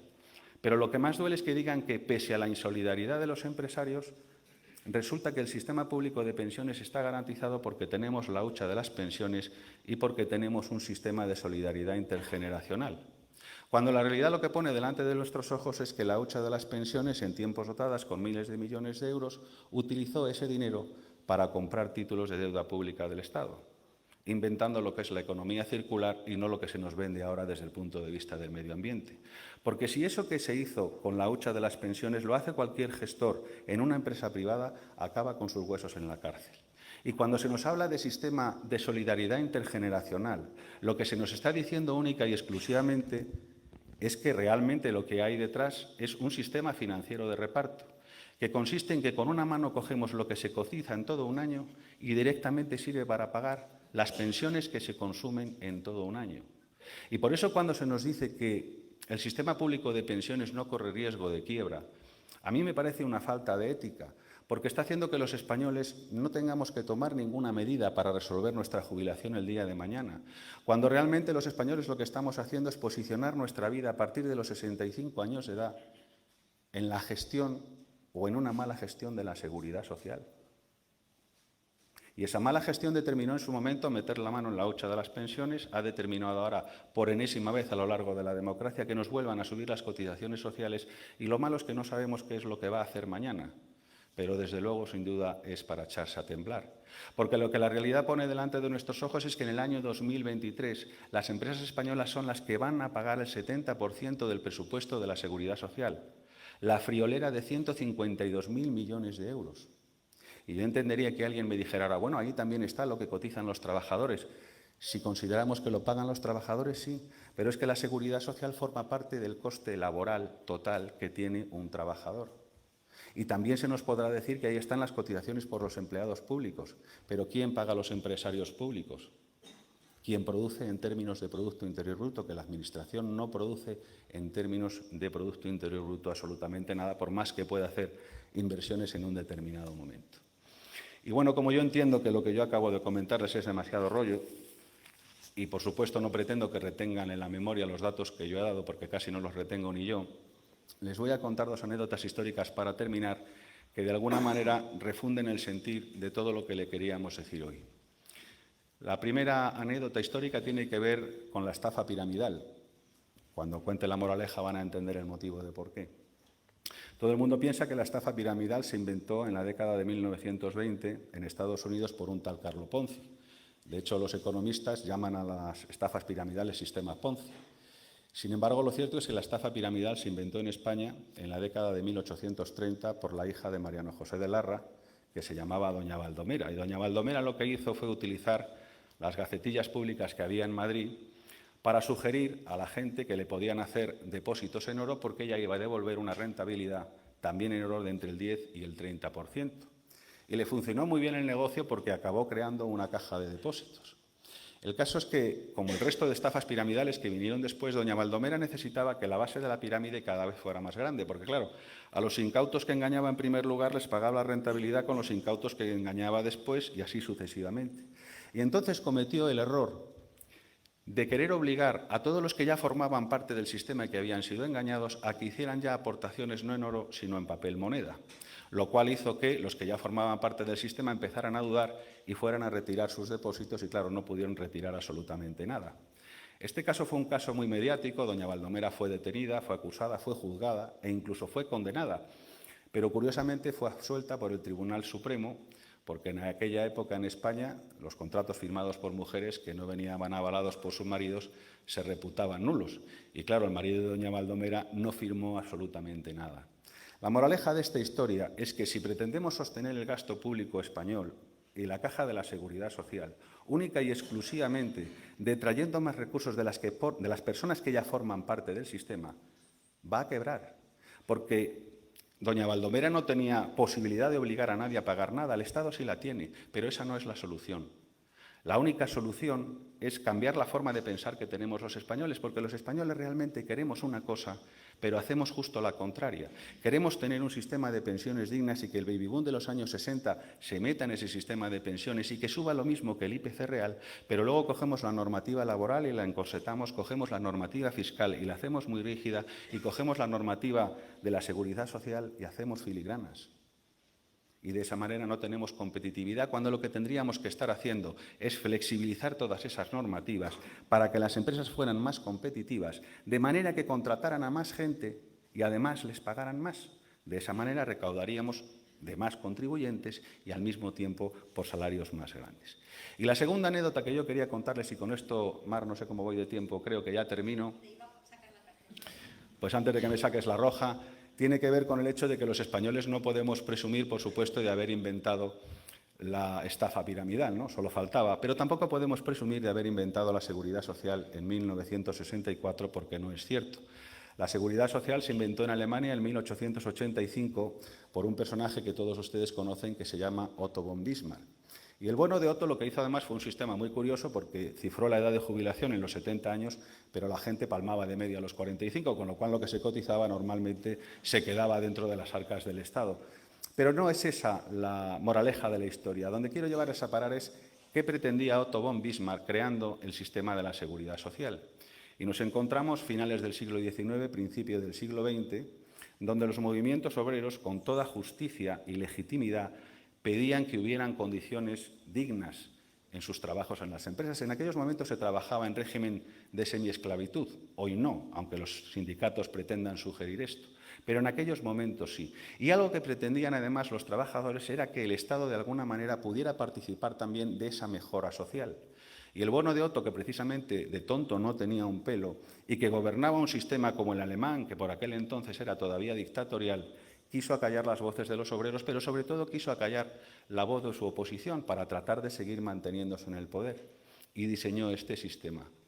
Y sabemos que su finalidad era esa, porque en las actas del Parlamento alemán consta una interpelación que le hizo un diputado de la oposición que se llamaba Richter, y Richter lo que le preguntó fue: señor Bismarck, ¿es usted consciente de que si aprobamos hoy este sistema aquí, vamos a hacer dependiente a todo el pueblo alemán de por vida del Estado? A lo que Otto von Bismarck respondió lacónicamente, como dice la historia que era él, diciendo: señor Richter, ese es precisamente mi objetivo. Y la moraleja de esta historia es que no se nos debe olvidar nunca que hay personas cuyos principios morales y éticos acaban justo donde empiezan sus fines personales. Y como en Fedeto nuestros fines coinciden con nuestras finalidades, estábamos obligados a acudir a esta cita, a defender al empresario frente a las falsas verdades que le colocan en la diana de la crítica social. Y aun cuando yo entiendo que esto de alguna manera puede dañar algunos oídos, lo cierto es que nadie puede acusarnos de habernos inventado ninguna falsa verdad. Muchas gracias.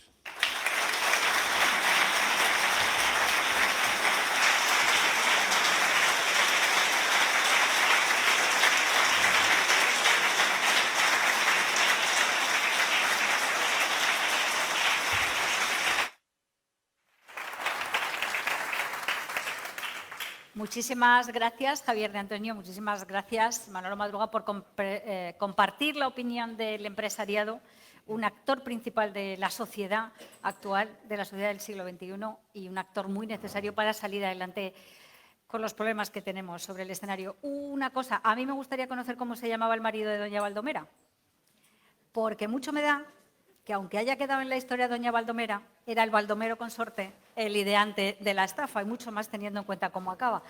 Así que, bueno, a mí me gustaría saber cómo se llamaba el marido, que no me creo yo que en el siglo XIX, primera mitad, una mujer sola pudiera no idear, que podemos ser tan malas o tan buenas como vosotras, no idear, digo ejecutar, y que todos los que tenían oro de la sociedad, repito, primera mitad del siglo XIX, se lo confiaran a una mujer. Yo, bueno, así pues, como sin la participación de al menos un caballero de la época, me resisto a creerlo, pero bueno. Debe ser que tenía un amante, si es que se oye ahora. ¿Qué? Lo que fuera. Porque realmente doña Baldomera creó este sistema porque su marido la había abandonado y se había ido a Cuba. Y entonces ella se puso a intentar sacar a su familia adelante, se puso en manos de prestamistas y yo creo que ahí es donde sacó la idea para diseñar el sistema. Bueno, pero esa es la verdad de la historia. Yo insisto, a mí me resulta muy difícil creer que se diera oro así a una mujer, así como así, pero bueno. Tenemos siguiendo esta intervención, estas vuestras intervenciones, alumnos de la Facultad de Periodismo de la Universidad de Castilla-La Mancha, Facultad de Periodismo que está en Cuenca. David, mientras te pones en contacto con ello, voy a hacer una primera pregunta y enseguida damos paso a la primera intervención de los dos estudiantes que hoy os van a preguntar. Hay cantidad de preguntas, algunas súper interesantes, algunas muy difíciles y otras con un morbazo que pa' qué. Yo ya estoy deseando hacer esas. Pero vete porque las voy a dejar para el final, o sea que… me gustaría empezar pidiéndoos un pronóstico. Hay por delante un año, lógicamente, con mucha incertidumbre en todo el mundo. El escenario es suficientemente complejo como para estar preocupados, pero parece que el pesimismo es mayor en España cuando realmente en España a día de hoy seguimos creando empleo y las previsiones, al menos en el concierto de los Estados miembros de la Unión Europea, no son peores para España, sino son mejores que, por ejemplo, para Alemania, un país que se espera que pueda caer en recesión. Me gustaría saber cuál es la previsión de Fedeto, cómo pensáis que va a ser el año 23, económicamente hablando, y las razones de este pesimismo que parece instalado más en la sociedad española que en otros países vecinos cuando nuestros datos no son peores. Yo solo voy a dar un dato, nada más, que a mí me parece suficientemente clarificador. Hace poco tuvimos una reunión con el presidente de la Corte de Arbitraje de la Cámara de Comercio y el dato que nos daba, a día de hoy, ya en el año 2022, hay 8.000 concursos de acreedores en curso y el máximo histórico de concursos de acreedores en España está en 9.000. La cifra es que para el año que viene estemos en los 20.000 concursos de acreedores empresariales. A mí me parece suficientemente, clarificador. No sé si Manolo quiere dar alguna cosa más. Hombre, en cuanto a que los datos del empleo van como un tiro, yo ya he dicho que crecía el empleo público, pero hay un dato que es especialmente preocupante y es que el 63 o 64,3% de los contratos que se han celebrado entre el 1 de octubre y entre el 1 de enero y el 31 de octubre del año 2022, tal vez como consecuencia de la reforma laboral, son contratos fijos discontinuos o contratos a tiempo parcial, es decir, contratos que se celebran por menos de la jornada completa en términos de cómputo anual. Y eso es relativamente preocupante porque demuestra una debilidad, en este caso, de la posibilidad de contratar. Y luego hay un problema, y es que tenemos dificultades para encontrar personas, en muchas ocasiones, para que puedan prestar servicios en las empresas, y no entendemos muy bien qué es lo que pueda estar pasando delante de todo eso. Y, en fin, yo no soy economista y no puedo decir qué es lo que pueda pasar en el año 2023, pero indudablemente si la inflación no ceja y seguimos en la situación en la que estamos, pues todo aventura que puede ser un año muy complicado para las empresas. ¿Vosotros pensáis que podemos caer en recesión, aunque ahora mismo las previsiones no son las del crecimiento negativo? Es muy difícil que yo pueda decir, sin ser economista, si vamos a caer o no en recesión, pero la situación que ya tenemos es bastante complicada. Muy bien. ¿Tenemos a Óscar López, el primero? Vale, pues vamos adelante. Óscar López, buenos días. ¿Tenemos a Óscar López, el primero? Vale, pues vamos adelante. Óscar López, buenos días. Hola.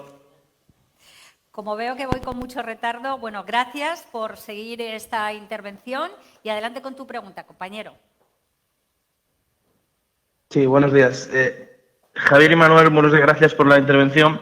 Hablabais antes de que las estaciones de servicio, y quería preguntaros sobre que, claro, estamos entrando en un periodo del año crucial en cuanto al sector del transporte y dentro de unas semanas se acaba la bonificación de 20 céntimos por litro de carburante del Gobierno. Quería preguntaros si tienen miedo a una nueva situación de paro con los transportistas y cree que soluciones como la francesa de dar un cheque de 100 euros a los ciudadanos con rentas bajas puede ser una solución para España. Y, por último, ¿qué medidas cree que serían buenas para ayudar a las empresas de transporte españolas? Muchas gracias. Me ha parecido entender si al final va a haber, es que había mucho volumen y la verdad es que me costaba. Si va a haber realmente un paro de transportes a final de año. A día de hoy no tenemos ninguna certeza de que esto vaya a ocurrir. Es verdad que a finales de año acaba la bonificación de los 20 céntimos de descuento en el carburante y desde mi sector, y ya hablo como gasolinero, es una cuestión en la que creemos que, desde mi punto de vista, creo que se van a tener que ver obligados a seguir prorrogándola. Por una cuestión básica, realmente ahora, en cuanto dejen de tener esa bonificación el público en las estaciones de servicio, veremos cómo de repente la alarma social vuelve a crecer. Independientemente de esto, existe ahora mismo, a pesar de que la demanda está cayendo, y ese es uno de los motivos por el cual el carburante ha empezado a bajar y ha contribuido a que el IPC en el mes de noviembre bajara, va a volver a subir. Y va a volver a subir porque los países que están dentro de la OPEP y los que no, lo que están intentando hacer es intentar maximizar su beneficio antes de la Agenda 2030. Evidentemente, son en muchos casos economías que dependen básica y exclusivamente del petróleo. Saben que la Unión Europea en concreto, cosa que no ha pasado en el resto de países del mundo, ya han puesto un límite a lo que son la producción de coches con emisiones de carbono y evidentemente están intentando, lógicamente, maximizar su beneficio. A todo esto hay que sumarle el tema del tope al precio del petróleo en Rusia, y Rusia ya ha dicho que, lógicamente, va a dejar de servir. Si tenemos que andar viendo también cuál es la curva de producción en los productos petrolíferos, con el precio de la electricidad y del gas sobre todo, ahora que Estados Unidos se ha vuelto a convertir en nuestro principal exportador, es a quien principalmente compramos gas, pues no creo que el carburante vaya a bajar. De hecho, la semana pasada estuvo bajando y ya llevan 2 días encadenadas 6 o 7 céntimos de subida, con lo cual en ese punto yo sinceramente no creo que vaya a ocurrir. Las medidas que han sido puestas en vigor en Francia, con 200 euros, me parece que de ayuda anual para aquellas rentas más bajas, pues es que yo sinceramente, es que ya que definimos por renta baja, lo que es renta baja tenemos claro lo que es, pero es que ya a una renta media en España el coste de carburante le resulta un asunto muy importante. Realmente la inflación más importante que está habiendo ahora en lo que es el IPC es la inflación subyacente, que es la que conforma el precio de los alimentos. Y gran parte del precio de los alimentos viene condicionado precisamente por el precio del transporte.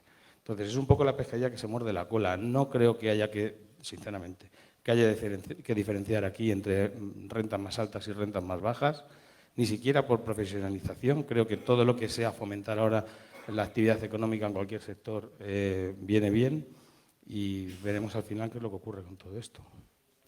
Tenemos... Amén. Sí, bueno, aprovechad la Navidad y apuntad para la cuesta de enero, por si no lo teníais previsto, también subida de combustibles. Pablo Romero, también estudiante, Jesús Romero, también estudiante de la Facultad de Periodismo de la Facultad de Comunicación de la Universidad de Castilla-La Mancha, en Cuenca. Adelante con tu pregunta. Buenos días.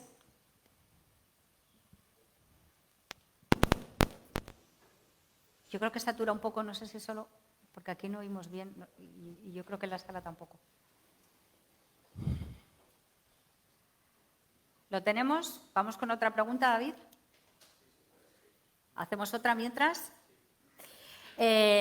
Distintas intervenciones, hoy se lo hemos escuchado más al secretario general, también se lo hemos escuchado al presidente de la Federación de Ruedas de Prensa o, por ejemplo, en la gala. Es el leitmotiv de la intervención de hoy, falsas verdades que convierten al empresario en la diana de la crítica social. Vosotros tenéis claro, lo denunciáis habitualmente, que hay una especie de campaña de desprestigio del empresariado en España. ¿Quién o quiénes son los culpables? Pongamos nombres y apellidos. Joder. Pues yo diría que los que sacan beneficio precisamente de culpabilizar al empresario, porque lógicamente si el empresario no tiene culpa de todas las cosas que se le acusan, alguien tiene que tenerla. Yo a lo que me puedo referir es a que no es el empresario. Luego no carguemos contra él. Hombre, pero para de todas maneras... No, pero con alguien habla que hablar, ¿no? Y decir, hombre, mira, que no somos tan malos. No, claro, fundamentalmente. Es un problema, viene del escenario político, viene del escenario sindical, viene de otros escenarios económicos. ¿De dónde viene, en vuestra opinión? Fundamentalmente del Estado sindical. Son los sindicatos los que están permanentemente volcando todo este tipo de mentiras en relación al empresario y son los que de alguna manera pretenden que eso cale en la sociedad. Lo que pasa es que eso está determinando que cada vez le siga menos gente porque el trabajador cada vez es más consciente de que cuanto mejor le vaya a su empresa, mejor le va a ir a él. Y ya ese tipo de mentiras no calan. Que luego la política aproveche esto, yo creo que en definitiva todos los partidos cuando han tenido la oportunidad de gobernar siempre han podido ver en el empresario una cabeza de turco, porque el empresario es un personaje no muy bien conocido por la sociedad, en el sentido de lo que yo decía antes. Parece que es un señor que va con un puro en un avión o en un coche y el empresario es muchas veces un empresario muy pequeño y esto no se tiene en cuenta. Por lo tanto, lo aprovechan prácticamente todos y el único perjudicado realmente es el empresario. Yo apoyo totalmente lo que dice Manolo. Quizá voy a ir un poco más allá y entiéndaseme bien lo que quiero decir. En una sociedad en el siglo XXI tan mediatizada como es la actual, es muy fácil difundir estas falsas verdades a través de cualquier medio, ¿vale? Además, uno solo desde su propio móvil, o sea, es así. Y dentro de eso, pues evidentemente ya todos los grupos de opinión que quieran realizar este tipo de iniciativas, pues lógicamente hacen que calen. Es verdad lo que dice Manolo, al final nuestra postura en la mesa de diálogo, si se ve socavada nuestra imagen, lógicamente queda debilitada. Pero la realidad es esa, no hay que citar nada más que el hecho de que... ¿Y por qué cala? Quiero decir, porque la gente no es tonta. Tú puedes contar muchas veces una cosa, pero al final, si un estado de opinión, no digo que sea cierto o no sea cierto, digo que cuando un estado de opinión cala, hay más factores, aparte de que haya una fuente emisora que vosotros situáis en los sindicatos como agentes que hablan mal de los empresarios, por resumir. ¿Por qué cala? ¿Por qué creéis que cala eso en la sociedad?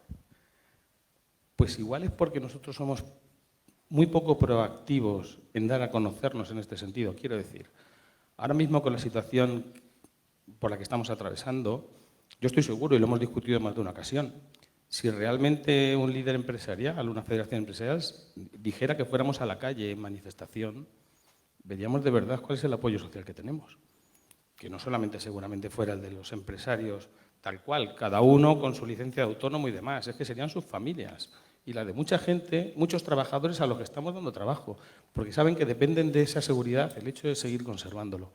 Entonces, probablemente gran parte de la culpa la tengamos nosotros en ese punto, porque no nos dedicamos a contestar absolutamente cualquier falsa verdad que ocurra. Mantenemos un perfil en el cual lo que intentamos es trabajar día a día en las mejores condiciones y sobre todo con la mayor de las honestidades.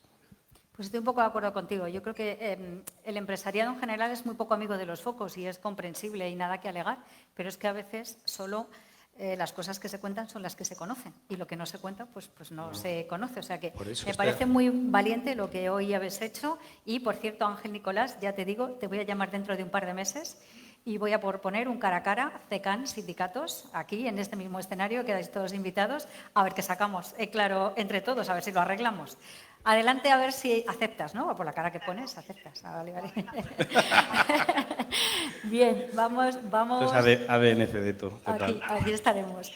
Jesús Romero, adelante a ver si ahora te escuchamos bien. Buenos días. Sí, buenos días. ¿Me escucháis bien? Sí. Vale. Mi pregunta es que recientemente hemos conocido el programa de ayudas del Ministerio de Industria para el proyecto piloto de la jornada laboral de 4 días. ¿El empresario toledano y el empresario regional está preparado para afrontar este proyecto? Vale, creo que hemos deducido que pregunta por la posibilidad de que se ponga sobre la mesa la semana laboral de 4 días y su pregunta es si el empresariado, en España en general, en Toledo en particular, está preparado para este escenario.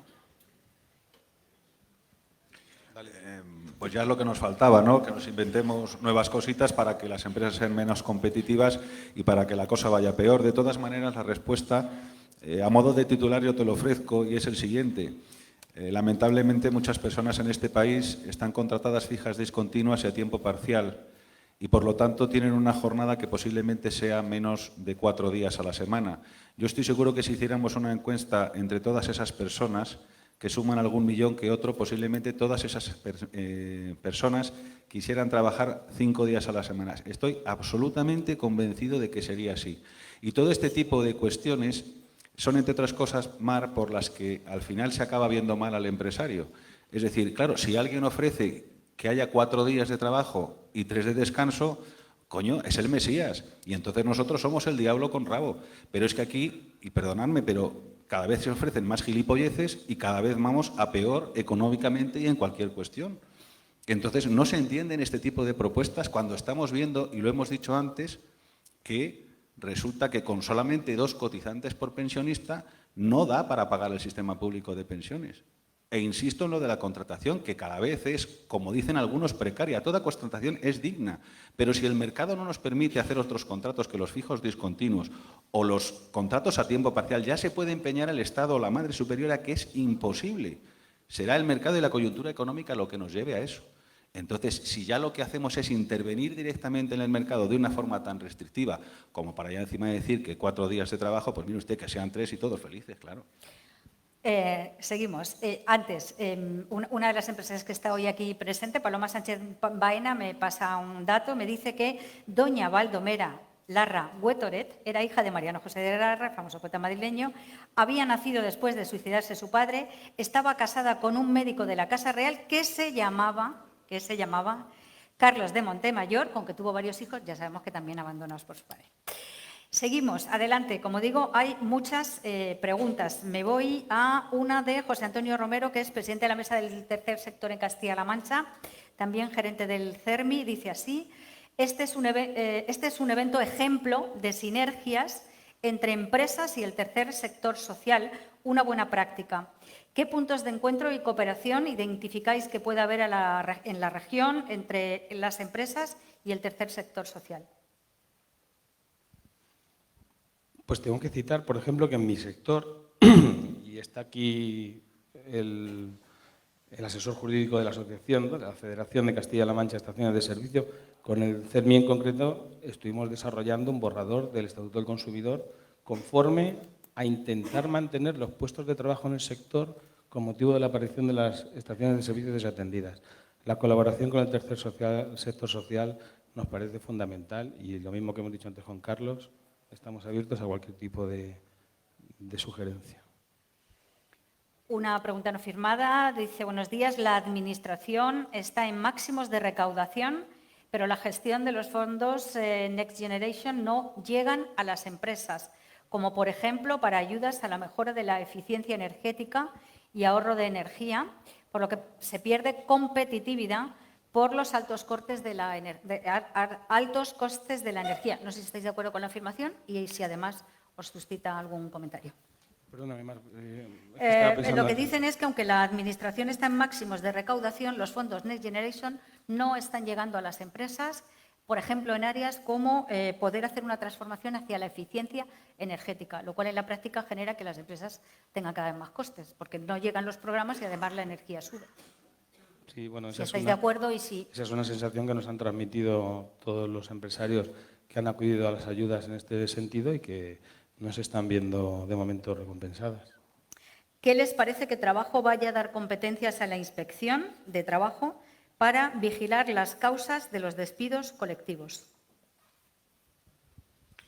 Pues una vez más que volvemos a incidir en lo mismo. La normativa laboral se quiere hacer rígida para que el empresario no pueda tomar sus propias decisiones. Detrás de que esté la inspección, luego vendrá que los sindicatos presten su aval y su conformidad a que eso se pueda hacer. Cuando una empresa, si lamentablemente tiene que llevar a un despido colectivo, lo hace porque no le queda más remedio. Entonces podemos jugar a vamos a ponerle dificultades a esta empresa y a que pase más tiempo y tarde más tiempo en hacerlo. Al final, la verdad solo tiene un camino y se va a tener que proceder posiblemente a ese despido colectivo. Y lo único que va a provocar es que la empresa todavía quede en una peor situación y que finalmente tenga que ir a lo mejor a un arbitraje en la Cámara de Comercio, pero ya prácticamente muerta porque no va a poder sostenerse. La reforma fiscal, la reforma laboral que se hizo en su día pretendía precisamente que las empresas tuvieran mayor cintura, mayor margen para poder tomar sus propias decisiones sin que papá Estado estuviera velando sobre eso y el hermano sindicato estuviera detrás también dando por saco. Y sin embargo, nos damos cuenta que ahora nuevamente volvemos a caer en los mismos errores que ya se cometieron anteriormente. Desde nuestro punto de vista no tiene ningún sentido.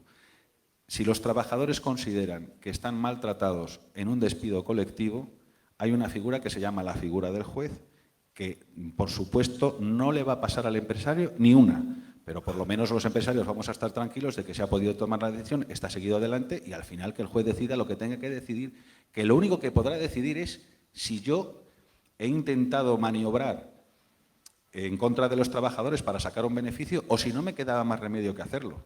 Pero vamos, cuando una empresa está en esta situación, si lo hace es porque no le queda más remedio, claro. He leído algunos datos como que en la justicia ordinaria se están resolviendo en contra de la Inspección de Trabajo casos que la Inspección de Trabajo ha sancionado, ha cobrado algunas empresas. No sé si esta casuística se está dando también en Toledo. Se están dando en todas partes y no solamente con la Inspección de Trabajo. Yo lo he dicho antes, se da también con Hacienda. En Hacienda son 200.000 los recursos que se interponen al año y he dicho que el 40% por un lado y el 45% por otro se resuelven a favor del contribuyente. Con la Inspección de Trabajo esto suele ser diferente porque el problema de la legislación laboral es que cuando se creó hizo que fuera un derecho muy intuitivo, es decir, un derecho que vela mucho por una de las partes y por lo tanto está velando fundamentalmente por el trabajador y te lleva a que en caso de duda el juez tenga siempre que resolver a favor del trabajador, con lo que significa que el 75% de las causas que se llevan a la magistratura, el empresario al final, bueno, pues no acaba ganando, ¿no? Pero sí es evidente que si hay actas de inspección que por el motivo que sea pues no están bien hechas, no están bien formuladas o resulta que fueron a identificar algo que no era verdaderamente una infracción porque el empresario consigue demostrar en ese caso su inocencia, pues bienvenido sea que lo haga la judicatura, por supuesto que sí. Quedan bastantes preguntas, pero yo creo que las puedo agrupar temáticamente en 4 o 5 para no tomarme más de 10 minutos más de vuestro tiempo antes de invitaros un café y a otra charla con ellos más distendida. Os agradezco la concreción con la que estáis contestando y vamos a ver si las podemos hacer en ese tiempo. Varias preguntas, pero esta creo que resume esta preocupación. ¿Cómo valoran que Toledo siga siendo la provincia más inflacionista de Castilla-La Mancha y qué proponen los empresarios para revertir esta situación? Vamos a ver, esto del mito del IPC real y de que en una comunidad autónoma o en una provincia resulte que tenemos aquí algo muy raro y muy distinto a las otras provincias y que eso determine que somos inflacionistas, yo para empezar no me lo creo, entre otras cosas porque según me cuentan los técnicos que saben de estas cosas, cada vez se calcula el IPC de una manera distinta y yo no sé muy bien en base a qué parámetros o no. Yo creo que Toledo se está comportando desde el punto de vista de la inflación exactamente igual que el resto de España porque al final esto es una inflación que para uno que es de letras y que no sabe de economía, yo siempre he sostenido que no deriva de que haya demasiado dinero en el mercado. Yo tengo la sensación de que es por el elevado precio de la energía que se han subido los costes en absolutamente todo, ¿no? Hay quien dice que no, que siempre que hay una inflación es como consecuencia de que hay mucho dinero. Pero, en definitiva, yo sinceramente no veo ninguna diferencia para que la provincia de Toledo tenga esos datos. Y además me parece una irrealidad, no creo que estén bien. quédate tranquilo con lo de ser de letras.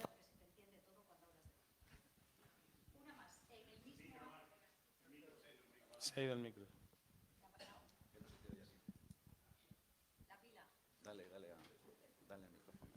Espera, ahora lo arreglo mientras contestan.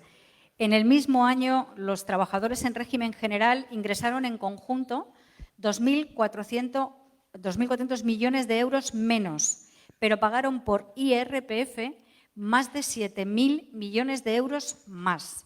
La voracidad del Estado es evidente. Cuadrar los presupuestos generales del Estado por la vía del aumento de los ingresos y no por la reducción del gasto, ¿a qué nos lleva? Pues nos lleva a la ruina que tenemos encima. Esto que acaba de decir...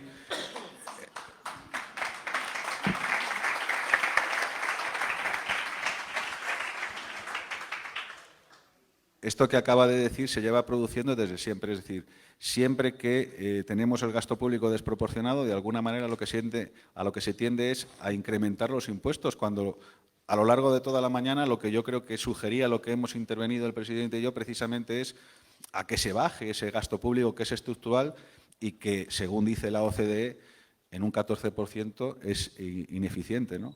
Pero vamos, yo creo que más que una pregunta era una reflexión y, por supuesto, la apoyamos. Pero además es que esto refleja claramente lo que es una pérdida de capacidad adquisitiva del trabajador. Con la subida del salario mínimo interprofesional, el Estado recaudará 800 euros más por cada trabajador. Pues son 800 euros menos que tiene su renta anual disponibles. Un poquito de salsa. Empieza la pregunta. Ayer sigue el presidente de Castilla-La Mancha. ¿En serio? Mira. El presidente de Castilla-La Mancha, Emiliano García Paje, se desmarcó de la postura del presidente, señor Sánchez. ¿Creéis que ya es hora de que al menos públicamente se desmarcase de una manera clara de las formas de actuar de un gobierno que, además de fragmentar cada día más a nuestro país, y también de la postura de gobierno del señor Sánchez de ignorar y ningunear a todos los que somos empresarios? Esa es la pregunta, el comentario es vuestro. Perdón, bueno, esta pregunta no la ha hecho un empresario seguro, pero con independencia de que no la haya hecho un empresario seguro, yo creo que lo que hizo ayer el presidente Paje nos podemos sentir perfectamente identificados y, en cualquier caso, la relación de las organizaciones empresariales con cualquier gobierno, del color que sea, siempre es de lealtad y, por lo tanto, al presidente se le debe un respeto. Y yo creo que lo que hizo ayer lo hizo, además, en fin, de una manera que se le notaba perfectamente dolido, porque él considera que sus siglas no se corresponden para nada precisamente con aquello que se estaba atacando, que creo que tenía que ver con lo del delito de malversación, separación, etcétera, etcétera, etcétera. Y respecto de que se esté maltratando a los empresarios, nosotros no podemos decir que eso sea efectivamente así. Es decir, la Junta de Comunidades de Castilla-La Mancha tiene muy pocas competencias en lo que tiene que ver con el mundo laboral, pero porque las competencias son de carácter nacional y lo que se nos hace en seguridad social, normativa laboral, eso procede del Estado. Pero yo creo que en todo lo que tiene que ver con el diálogo social, pues mire, muchas veces no conseguimos lo que queremos, pero por lo menos nos podemos sentar. Sin embargo, con el Gobierno nacional da igual que nos sentemos porque no vale absolutamente para nada. Ellos van con su trole-trole, consideran que esto tiene que ser así y lo único que te llevan a esas reuniones es a que te fatigues, te canses, porque si en algún momento cedes y dices que sí, hombre, que sí. Pero aquí las cosas yo creo que no funcionan así. Dentro de que todo se puede mejorar y de que hay muchas cosas en las que no estamos de acuerdo, creo que la evolución en ese sentido es positiva. Sinceramente, es mi opinión. Hay elecciones en 5 meses, municipales y autonómicas. Están todos aquí. Brevemente, ¿alguna petición para que tengan en cuenta en sus campañas, mensajes, programas? Ya. Me hago una carta a los Reyes Magos. Es que es muy complicado querer justificar nada. Simplemente yo creo, hoy, de la exposición que ha hecho Manolo, y dicho sea de paso, no era el malo, es muy bueno, lo que queda claro es que lo que primero que tiene que hacer cualquier tipo de administración es gestionar bien los recursos. Y con honestidad hacia el ciudadano. Lo que dijo ayer el presidente Paje, no creo que haya nadie que esté en contra, o a favor, mejor dicho, de que los políticos reformen la ley a su beneficio.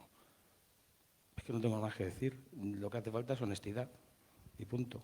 Se lo vamos a pedir a todos los partidos políticos, pero sobre todo desde el punto de vista empresarial, que nos tengan en cuenta, que sepan que nosotros objetivamente reflejamos la realidad. ¿Querías apostillar algo, Madruga? Hombre, es difícil apostillar al presidente porque prácticamente lo ha dicho absolutamente todo, ¿no? Pero lo cierto es lo que se le debe pedir al político por parte de los empresarios es única y exclusivamente que tengan empatía, que se den cuenta de la situación por la que están atravesando las empresas, que es una situación muy complicada. En el momento en el que se tenga empatía y te pones en el lugar del otro, es muy fácil entender los argumentos que Ángel Nicolás, como presidente de CECAN, o Javier, como presidente de FEDETO, o cualquier representante empresarial pone encima de la mesa. Y luego ya, yo entiendo que haya que encajar muchos intereses y que muchas veces esos intereses son inconciliables. Pero yo me conformaría simplemente con eso.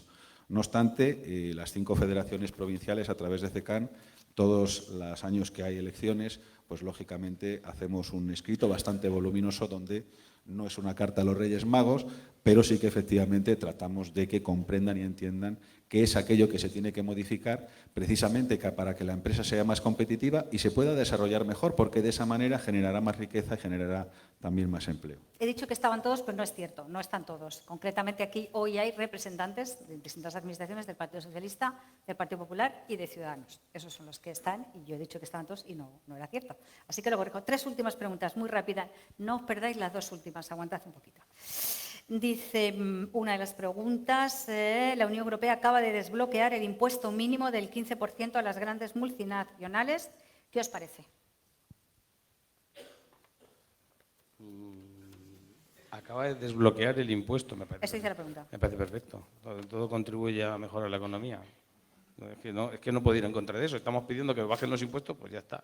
Me da igual que sea una multinacional, que sea otra. Es que cualquier tipo de subida de impuestos a una multinacional nos lo van a repercutir en los precios. Me da igual, si es a la banca o a quien sea. Es que me es igual. Por lo tanto, Que me parece perfecto que los hayan desbloqueado.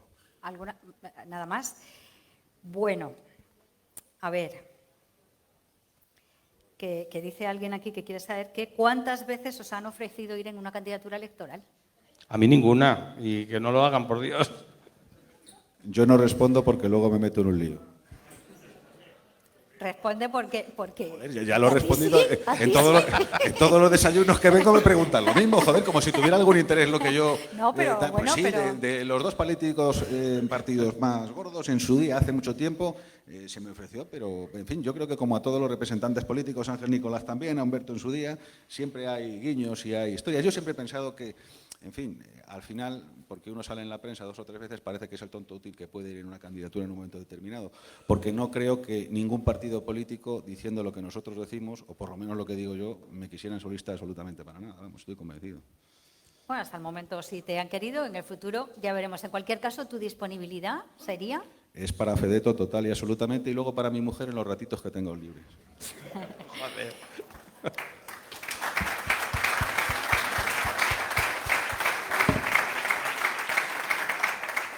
Y última pregunta, hay elecciones, como todos sabemos, os voy a preguntar un pronóstico. Os voy a preguntar un pronóstico, por ejemplo, para las autonómicas. Os voy a preguntar un pronóstico para las municipales, al menos en las capitales más representativas. ¿Qué creéis que puede pasar? Y luego, también, quieren saber con quién estaríais más cómodos. Si con un bloque de izquierda o centro-izquierda o con un bloque de derecha, centro-derecha o extrema-derecha, o en fin, ¿en qué bloque? Sí, tira tú. Aquí el orden de factores de Es que cobra, de es que cobra. Primera pregunta, para ir por orden. ¿Pronóstico? Imposible de saber. Posiblemente el que lo haya hecho bien se quede y el que lo haya hecho mal se vaya y el que lo ha hecho muy mal, pues a lo mejor se va definitivamente.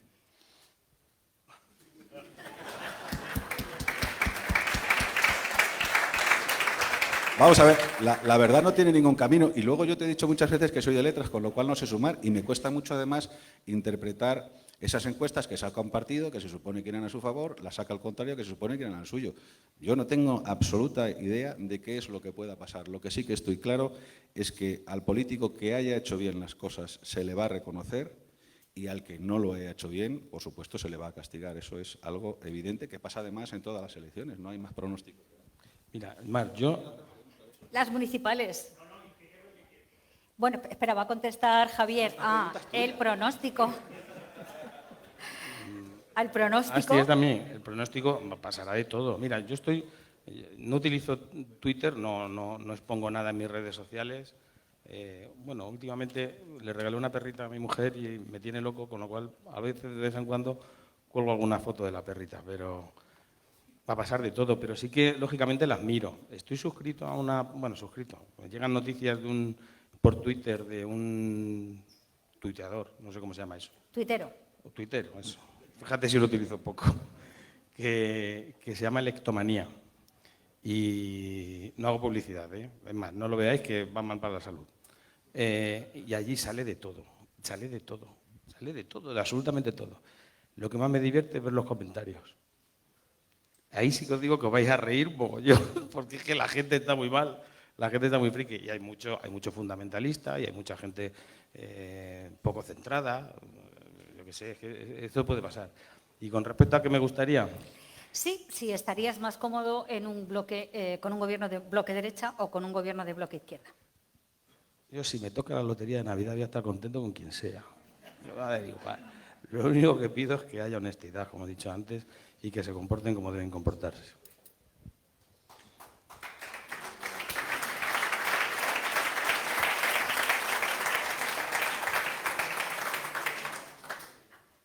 Coño, ¿quieres que me moje? Me mojo, yo lo digo, no tengo ningún inconveniente. Pero si esto, vamos a ver, es muy sencillo. Lo que pasa es que tú quieres que yo diga siglas y no voy a decir siglas.